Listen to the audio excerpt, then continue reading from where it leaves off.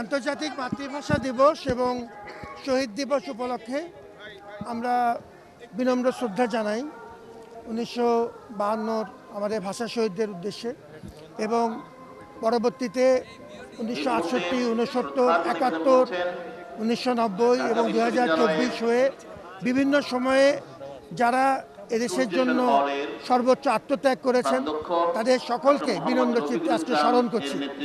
আন্তর্জাতিক মাতৃভাষা দিবসে প্রতিটি মাতৃভাষা, সেটি ছোট বড় যাই হোক, সমস্ত নৃগোষ্ঠীর মাতৃভাষা সহ সকল মাতৃভাষা সংরক্ষণের সমস্ত উদ্যোগ আমাদের মানব জাতির সার্বিক কল্যাণার্থে প্রয়োজন।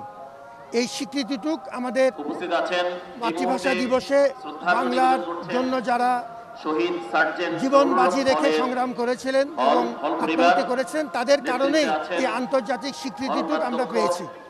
এখনও বাংলা ভাষার চর্চা আমরা সর্বস্তরে ছড়িয়ে দিতে পারিনি এবং চর্চার বিষয়, এটি মনে ধারণ করার বিষয়।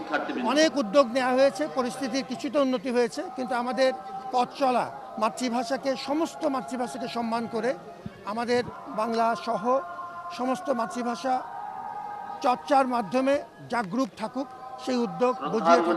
আপনাদের মাধ্যমে সকলের প্রতি আমাদের সেই আহ্বান।